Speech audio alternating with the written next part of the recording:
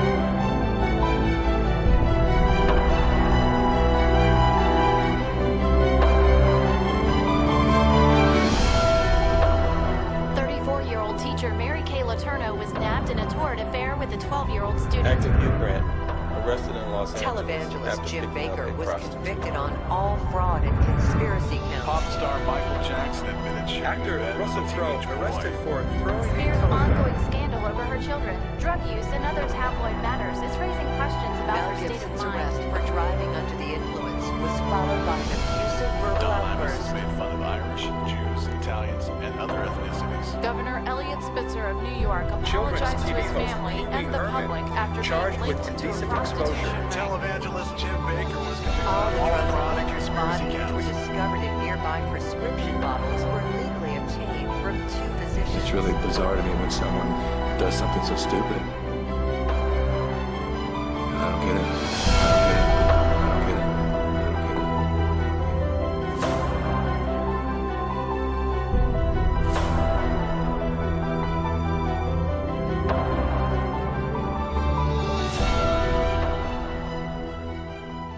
25 years ago, I woke up on a cold marble floor, and I had passed out after a night, I should say another night, of drugs.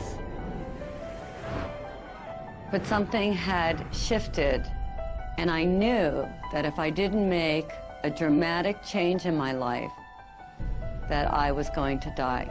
And I called my mother and I said, I need to go back into treatment. And I had already been in treatment 3 or 4 times. All these other times, I left. On day 10, I started to feel great. I'm drug-free. I'm not like any of these people. I'm out of here. And I would pack up my little bag, put my little arrogant suit on, and march myself out of treatment, and I was free. I was going to make it to the other side. By day 6 or 7, I'd be on the phone looking for my drugs and end up right back in rehab. So instead of running away this time, I went into the bathroom and I got down on my hands and knees and I started begging, please, relieve me of this pain. Grant me the serenity to accept the things I cannot change. I cannot change my desire to leave. And in that moment, on that floor, something happened to me. Something that was like magic. It was mind-blowing to me. Because all of a sudden, after a few minutes, I knew I could stay one more day. How could I go from terrified and my mind going a million miles a minute to this place of complete peace? I walked out of there on day 28 knowing that there was something that I had to find out about.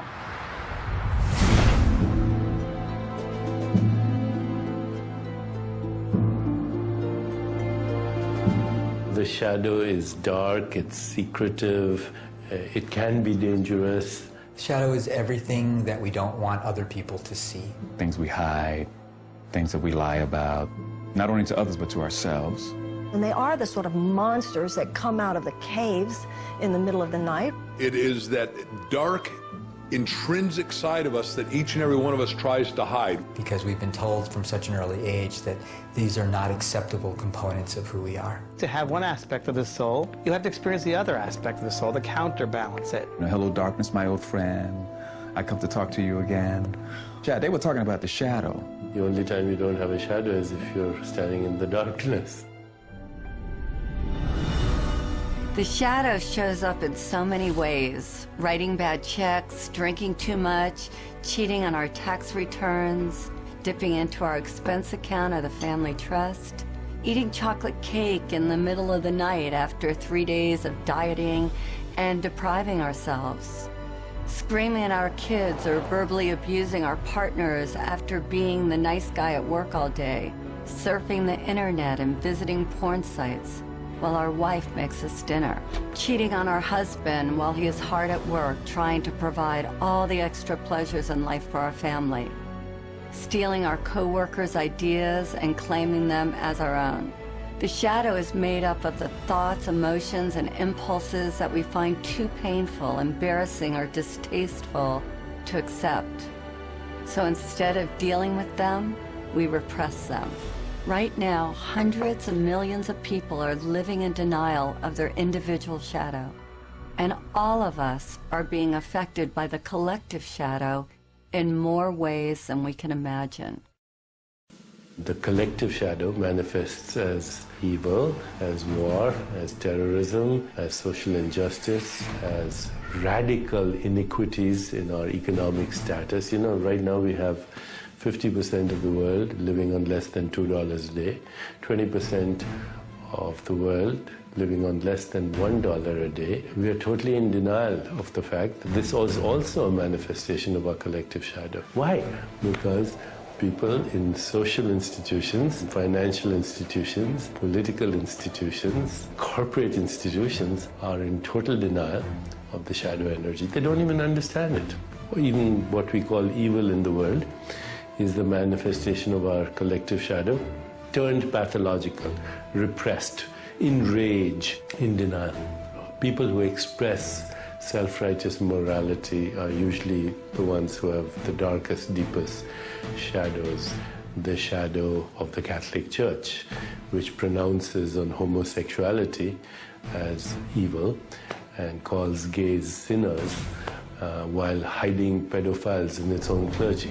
These are all expressions of the shadow. The entire trajectory of human history at this point is like the Titanic. It is headed for an iceberg. It is going in a direction that is unsustainable, and it is going in a direction that is unsurvivable. If not for us, then at least for our children or our grandchildren. And from an archetypal perspective, each and every one of us is the captain. And the temptation is, it's too painful. The temptation is to just distract ourselves. The temptation is to pretend it's not happening. Or the temptation is to go into cynicism. Or the temptation is to just go into anger and indulge that and not do anything. And each and every one of us are challenged at this point. Don't be the captain who just goes downstairs and goes to sleep. Everything that expands has got to contract. What goes up's got to come down. People are going to be confronted with their shadow all of a sudden. They've been living high, living wonderful. Everything's been exorbitantly exuding, and now suddenly there's going to be a contractive phase. And if you haven't met yourself, if you haven't done your self-work, if you haven't been on the inside and done some exploration and cleaned up, you know, cleaned your house and detoxed it, you're going to be in trouble.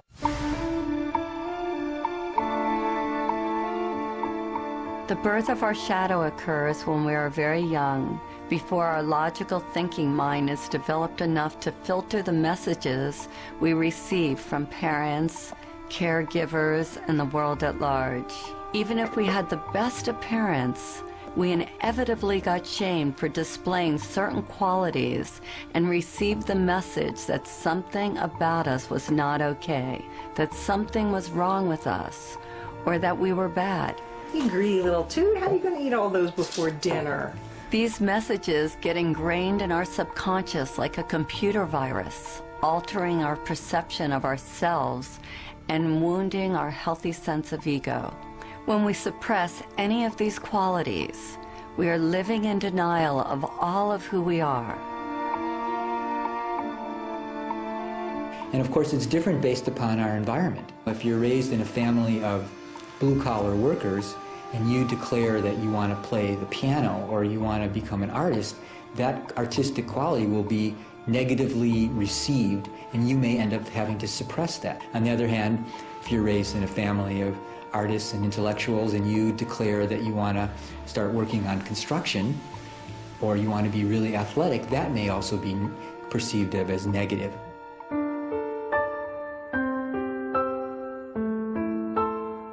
We try with all our might to pretend that we are not that which we hate. In fact, proving this is an all-important task for the wounded ego. A task which the ego believes is vital to its existence. The wounded ego must hide all that we believe is unacceptable about ourselves. To accomplish this task, it constructs a mask to prove to others that we are not as defective, inferior, worthless, and bad as we might. Estamos entonces avanzando en lo que desde el principio del curso nos pareció sumamente importante para nuestra salud y para la de los demás, conocernos a nosotros mismos. Hablar entonces especialmente desde la sesión pasada de estos asuntos, de la sombra, de las polaridades, de aquello que en realidad nosotros tenemos y rechazamos o escondemos, es invitar a un autoconocimiento todavía más profundo. Entonces, repasando algunas de las cosas de este primer video, vemos en el I Ching que dice: solo cuando tengamos el coraje de enfrentar las cosas tal y como son, sin ningún autoengaño ni desilusión, surgirá una luz de los acontecimientos en la que reconoceremos el camino al éxito. Sabemos del I Ching, un libro milenario de estas filosofías y espiritualidades profundas que siempre vale la pena tener presentes. Entonces es una invitación a tener el coraje de enfrentar lo que somos, sin ningún tipo de actitud negativa, y con eso surge la luz. Esa es la invitación. Dice, acabamos de oír también que dice: la sombra es todo lo que no aceptamos o no queremos que los otros vean, las cosas que escondemos, sobre las que mentimos, no solo a los demás, sino también a nosotros mismos, porque se nos ha dicho desde una edad temprana que esos son componentes no aceptables de lo que nosotros somos. Eso no se dice, eso no se hace, y entonces es rechazar una parte de lo que somos, que es mala educación, y todos hemos sido víctimas de ella, y tal vez nosotros ahora somos parte del contagio de la mala educación y actuamos así con nuestros hijos, sin reconocer la parte polar que tienen, o guiándonos demasiado por la cultura que señala algunas cosas como negativas y otras como positivas, cuando otra vez eso es polarizar. Todo es bueno, todo es uno bueno, verdadero y bello. Lo que mencionamos como malo, sobre todo en un sentido demasiado emocional y fuerte, pues implica que no estamos con la conciencia más profunda de esta unidad, y entonces maleducamos a nuestros hijos o a nuestra pareja o a nuestro ambiente en general. Eso no se hace. Bueno, espérate, ¿qué significa eso no se hace? Significa lo que tú decides no hacer, pero ¿qué significa que el otro tenga que decidir lo mismo que tú decides? Es difícil esta reflexión. Todos estamos tan imbuidos de una cultura polarizada y por lo tanto enferma, que aquí más de alguno mentalmente está pensando: bueno, es que sí hay cosas que sí son malas, ¿no? Por más que hemos hablado muchas veces de esto, y tajantemente los autores de la enfermedad como camino, y aquí lo hemos dicho, decían tal cual: lo primero que tenemos que encontrar y reconocer es que el mal no existe. Eso es muy difícil de entender, de aceptar, y más desde nuestras espiritualidades, cualquiera que sean, desde nuestras religiosidades más bien.